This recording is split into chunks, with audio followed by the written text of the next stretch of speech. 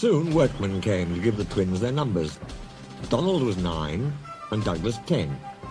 When the men went away, they were left alone in the shed. You may have noticed, Dougie, that yon painters forgot something. What did they forget? They painted braw new numbers on our tenders, but they put none on us. Donald winked broadly at his twin. You mean, grinned Douglas, that we can... Just that, chuckled Donald. Who'd you wished? Here's the inspector. No 9 and 10, smiled the inspector. Here's Duck. He'll show you round before you start work. The twins enjoyed themselves and were soon friends with Duck. They didn't mind what they did. They tackled goods trains and coaches easily. For once the twins had shunted them, trucks knew better than to try any tricks. We like it fine here, said Donald. That's good, smiled Duck. But take my tip. Watch out for Gordon, Henry and James. They're sure to try some nonsense. Get a fuss yourself, chuckled Douglas. We'll soon settle them. Donald and Douglas had deep-toned whistles. They sound like buses, said Gordon. Or ships, sniggered Henry. Tugboat Annie, laughed Gordon. Ha, ha, ha. Donald and Douglas cruised quietly up, one on each side.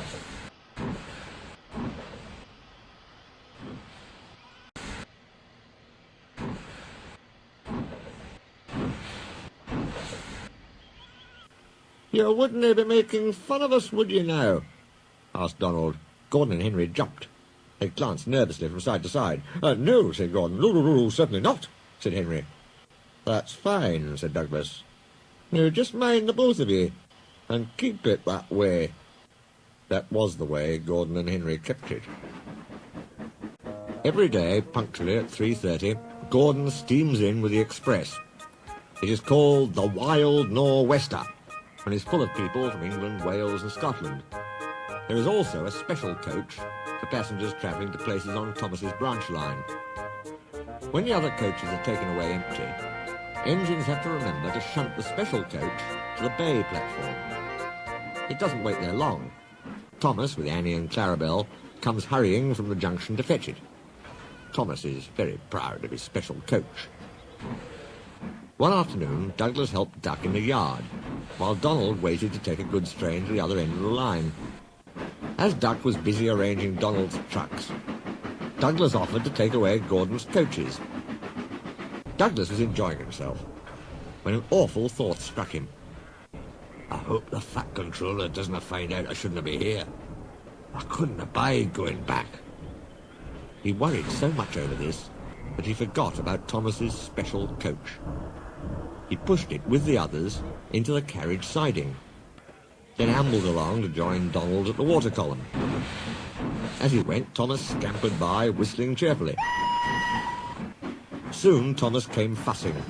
Where's my coach? Coach? Asked Donald. What coach? My special coach that Gordon brings for me. It's gone. I must find it. He bustled away.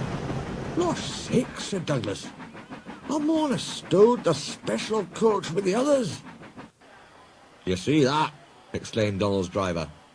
A mob of angry passengers erupted from the siding. They're complaining to the Fat Controller. He'll be coming here next. Now listen, said Douglas's driver. We'll change tenders. Then I'll wire with ye, Donald, and take yon goods. Dinna fash about us. Quick now, do as I say. The Fat Controller and 3 passengers walked towards them. But Donald, with Douglas's tender, number 10, was out and away with the goods before they came near. Douglas and his driver waited with innocent expressions. Ah, said the Fat Controller, number 9. And why have you not taken the goods? My tender is awa, sir. The driver showed him the tender, still uncoupled. I see. Some defect, no doubt. Tell me, why did number 10 leave so quickly? Maybe, sir, put in Douglas, he saw you coming and thought he was late. Said the Fat Controller. He turned to the passengers.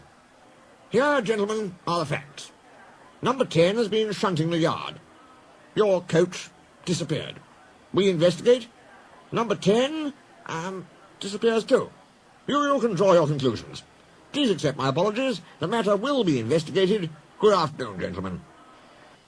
The fat controller watched them till they climbed the station ramp.